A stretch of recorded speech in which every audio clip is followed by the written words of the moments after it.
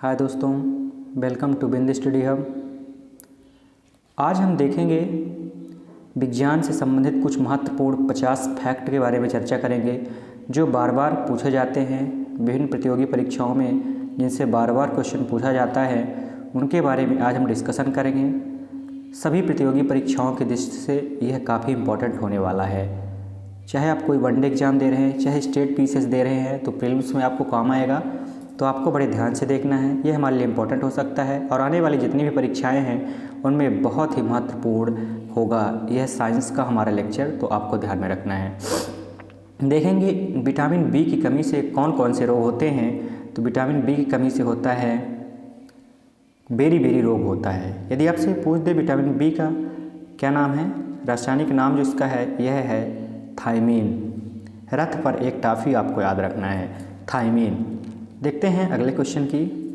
Vitamin C की कमी से कौन सा रोग होता है। विटामिन सी सभी प्रश्न, यहाँ पे एक चीज़ और देखेंगे, जितने भी प्रश्न हमने यहाँ पे शामिल किया है सभी प्रश्न पूछे गए हुए हैं, तो आपको याद रखना है। विटामिन सी की कमी से कौन सी बीमारी होती है, स्कर्वी होती है। क्या होता है विटामिन सी की कमी से? स्कर्वी रोग होता है, यह आपको याद रखना है। दूध में कौन सा विटामिन नहीं होता? दूध में कौन सा विटामिन नहीं होता? विटामिन सी, आपको याद रखना है। विटामिन डी की कमी से कौन सा रोग होता है? कौन सा रोग होता है? रिकेट्स। विटामिन डी की कमी से कौन सा रोग होता है? रिकेट्स। किस विटामिन की कमी से खून का थक्का नहीं जमता? कौन से विटामिन की कमी से? विटामिन के की कमी से। इसके बाद देखेंगे विटामिन ई की कमी से कौन सा रोग होता है। वेरी मोस्ट क्वेश्चन है। विटामिन ई की कमी से बांझपन रोग होता है, यह आपको याद रखना है। और विटामिन ई को सौंदर्य विटामिन भी कहते हैं। विटामिन सी का रासायनिक नाम क्या है?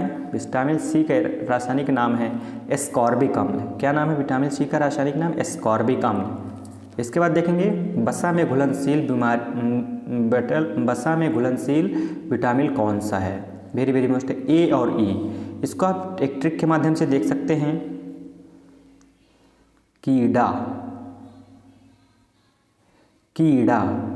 ठीक है। ए और ई आपके जल में वसा में घुलनशील विटामिन है, और जल में घुलनशील विटामिन की बात करें बिपिन चंद्र पॉल। बी और सी, विटामिन बी और विटामिन सी ये जल में घुलनशील विटामिन है, यह आपको याद रखना है। इसके बाद देखेंगे साधारण नमक का रासायनिक नाम क्या है। साधारण नमक का रासायनिक नाम क्या है? NaCl, sodium chloride. हंसने वाली गैस, जो हंसाने वाली गैस होती है उसका रासायनिक नाम क्या है? नाइट्रस ऑक्साइड, आपको याद रखना है। नाइट्रस ऑक्साइड इसे कहा जाता है। धावन सोडा का रासायनिक नाम क्या है? तो क्या है? Sodium carbonate. धावन सोडा का रासायनिक नाम क्या है? Sodium carbonate. काफ़ी महत्वपूर्ण प्रश्न है आपके लिए। पीतल किन दो धातुओं से मिला हुआ? वेरी मोस्ट क्वेश्चन है। यह तांबा और जस्ता से मिलकर बना होता है पीतल। कैल्सीफेरॉल किस विटामिन की कमी से होता है? तो आपको याद रखना है विटामिन डी की कमी से होता है। इसके बाद देखेंगे नेत्र दान करने के लिए किस भाग का प्रयोग किया जाता है? जो कॉर्निया भाग होता है इसका नेत्र दान के लिए उपयोग किया जाता है। किस विटामिन को कोबाल्ट विटामिन भी कहा जाता है?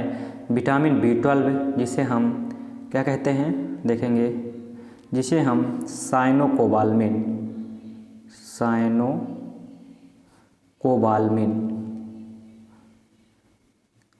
के नाम से भी जानते हैं। साइनोकोबाल्मिन, जिसमें कोबाल्ट होता है विटामिन B12। इसके बाद बात करेंगे कोशिका का पावर हाउस किसे कहते हैं। कोशिका का पावर हाउस किसे कहते हैं?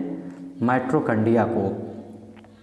लाल रक्त कणिकाएँ जो RBC होती हैं, RBC के निर्माण में हमारे शरीर में किस भाग में होता है? तो RBC का निर्माण कहाँ पे होता है? अस्थि मज्जा पे, यह आपको याद रखना है।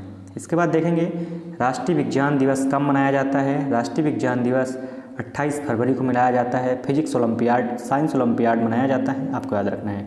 ब्लड प्रेशर मापने वाले यंत्र, ब्लड प्रेशर मापने के लिए किस यंत्र का प्रयोग किया जाता है? स्फाइगेनोमीटर का उपयोग किया जाता है ब्लड प्रेशर मापने के लिए। BP, क्या? ब्लड प्रेशर यानी BP। इसके बाद देखेंगे लेंस की जो क्षमता होती है उसे हम किससे नापते हैं? डायप्टो।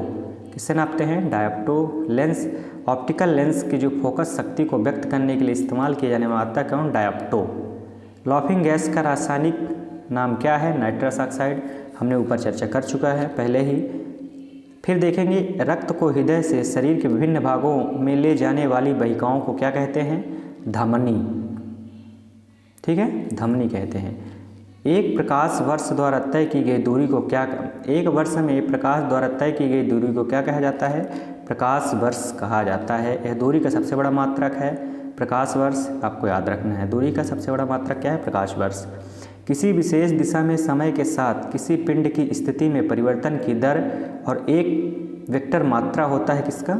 वेग। ये वेग की परिभाषा है, उसका मात्रक क्या है? वेक्टर, आपको याद रखना है। इसके बाद चर्चा करेंगे एक जीव जो किसी अन्य जीवित जीव से अपना पोषण प्राप्त करता है उसे क्या कहते हैं? उसे परजीवी कहते हैं। एक जीव जो किसी अन्य जीवित जीव से अपना पोषण प्राप्त करता है उसे हम क्या कहते हैं? परजीवी। इसके बाद देखेंगे विश्व का पहला मानव निर्मित उपग्रह कौन सा है? Sputnik first. अगला क्वेश्चन देखेंगे कौन सा ग्रह सभी ग्रहों में सबसे चमकीला है? शुक्र चमकीला है, आपको याद रखना है। शुक्र चमकीला है। ठोस पदार्थ के छोटे छोटे टुकड़े जो सौरमंडल के अंतर्ग्रही अंतरिक्ष में बिखरे हुए पाए जाते हैं उन्हें हम उल्का पिंड कहते हैं। क्या कहते हैं? उल्का पिंड। शरीर में सबसे बड़ी ग्रंथि जो गहरे लाल रंग की होती है उसे हम क्या कहते हैं? लीवर। याद रखना है आपको, पूछा जाता है एसएससी में पूछा गया क्वेश्चन है, आपको याद रखना है। इंसुलिन हार्मोन के अपर्याप्त स्त्राव के कारण बीमारी होती है कौन सी? मधुमेह होती है, डायबिटीज़। वायरस या बैक्टीरिया के हमले के कारण आम सर्दी, इन्फ्लुएंजा और चिकन पॉक्स और मीजल्स होता है, ये आपको याद रखना है। ये सारी बीमारी किससे होती है? वायरस से, वायरस जनित बीमारी है, ये आपको याद रखना है। संचार उपग्रह किस वायुमंडलीय परत में स्थित होते हैं? तो आयनोस्फीयर में होते हैं, जहाँ पे वायुयान के उड़ने के लिए जो आदर्श दशा पाई जाती है, और संचार उपग्रह यहीं पे स्थापित किए जाते हैं। कहाँ? आयनोस्फीयर में। ऑप्टिकल फाइबर के पीछे कौन सा सिद्धांत काम करता है? तो प्रकाश का आंतरिक परावर्तन या प्रकाश का कुल आंतरिक प्रतिबिंब रहता है, आपको याद रखना सिद्धांत रहता है। ब्लड कैंसर में आमतौर से किस नाम को से जाना जाता है? ब्लड कैंसर को किस नाम से जाना जाता है? ल्यूकेमिया। ब्लड कैंसर को किस नाम से जाना जाता है? ल्यूकेमिया। काफ़ी महत्वपूर्ण है। कैंसर के उपचार में किसका प्रयोग किया जाता है? कैंसर के उपचार में एक कीमोथेरेपी होती है। क्या? कीमोथेरेपी का उपयोग किया जाता है। महत्वपूर्ण प्रश्न है। मलेरिया परजीवी की कौन सी अवस्था संक्रामक है? स्पेरोजोआइट। कौन सी? स्पेरोजोआइट संक्रामक है, आपको याद रखना है। इसके बाद देखेंगे प्रोटीन ऊर्जा कुपोषण का परिणाम है मरासमस जो रोग होता है यह प्रोटीन ऊर्जा कुपोषण का परिणाम है, यह आपको याद रखना है। लेप्रोसी बैसिलस की खोज किसने की थी? हैंसन। किसने की थी? हैंसन ने की थी, यह आपको याद रखना है। थैलासेमिया रोग प्रभावित करता है किसको? ब्लड को करता है। निद्रालु व्याधि रोग का वाहक है सेस्टी मच्छी है, मक्खी जो होती है सेस्टी, और निद्रालु रोग का वाहक कौन सा होता है? सेस्टी मक्खी होती है, यह आपको याद रखना है। इसके बाद देखेंगे प्लाज्मा में जल कितने प्रतिशत होता है? प्लाज्मा में जल कितने प्रतिशत होता है? 90% होता है। काफ़ी महत्वपूर्ण प्रश्न है, आप इसको ध्यान में रखेंगे। एक गिलास पानी पीने से कितने कैलोरी ऊर्जा मिलती है? तो आपको याद रखना है 0। सीधा पूछ सकता है एक गिलास पानी पीने से कितने कैलोरी ऊर्जा मिलती है? 0। एंजाइम क्या होता है? एंजाइम एक प्रकार का प्रोटीन है, सीधे पूछ देता है एंजाइम क्या है? प्रोटीन, कार्बोहाइड्रेट, वसा या विटामिन क्या है? तो आपको याद रखना है प्रोटीन है। गोल्डन चावल किसका प्राचीनतम स्रोत होता है? जो गोल्डन चावल होता है उस किसका प्राचीनतम स्रोत होता है? तो गोल्डन चावल विटामिन ए का प्राचीनतम स्रोत होता है, यह आपको याद रखना है। इसके बाद देखेंगे रतौंधी रोग किस विटामिन की कमी से होता है? रतौंधी रोग विटामिन ए की कमी से होता है, यह आपको ध्यान रखना है। इसके बाद देखेंगे सबसे अधिक प्रोटीन पाया जाता है किसमें पाया जाता है? सोयाबीन की दाल में सबसे अधिक प्रोटीन पाया जाता है। काफ़ी महत्वपूर्ण क्वेश्चन है, यह आपको याद रखना है। इसके बाद देखेंगे किसी खिलाड़ी को तत्काल ऊर्जा के लिए क्या दिया जाता है? को याद रखना है ग्लूकोज C6H12O6 क्या दिया जाता है? ग्लूकोज दिया जाता है, यह आपको याद रखना है। मानव शरीर में खून के शुद्धिकरण के लिए जो विधि अपनाई जाती है उसे क्या कहते हैं? डायलिसिस। क्या कहते हैं? खून के शुद्धिकरण के लिए जो विधि अपनाई जाती है उसे हम डायलिसिस कहते हैं। तो दोस्तों, हमने यहाँ पे देखा विज्ञान से संबंधित कुछ 40 प्रश्नों की हमने चर्चा की, या आप इसे कह सकते हैं वन लाइनर फैक्टों की हमने चर्चा की, ऑब्जेक्टिव क्वेश्चन की चर्चा की। यह जितने भी क्वेश्चन की हमने चर्चा की है वह किसी न किसी परीक्षा में आया हुआ क्वेश्चन है, किसी न किसी परीक्षा में आया हुआ क्वेश्चन है। और ये सभी क्वेश्चन वनडे एग्ज़ाम और विभिन्न प्रकार के जो स्टेट पीसीएस है उनमें पूछा गया क्वेश्चन है। चाहे हम बात करें एमपीपीएससी की या हम बात करें सीजीपीएससी की, एमपी पुलिस, एमपीएसआई और पटवारी के साथ साथ एसएससी में भी क्वेश्चन पूछे गए हैं। तो यह सीरीज़ आपके लिए काफ़ी इंपॉर्टेंट हो सकती है। यदि आपको हमारी ये वीडियो पसंद आई हो तो हमारी वीडियो को ज़्यादा से ज़्यादा शेयर करें, और हमारे चैनल पे यदि आप नए हैं तो चैनल को सब्सक्राइब करें, बेल आइकन को प्रेस करें, ताकि जब भी कोई नई वीडियो अपलोड की जाए तो आपको सबसे पहले नोटिफिकेशन प्राप्त हो जाए। और यदि आपको इस वीडियो की पीडीएफ चाहिए तो आप हमारे टेलीग्राम चैनल बिंद स्टडी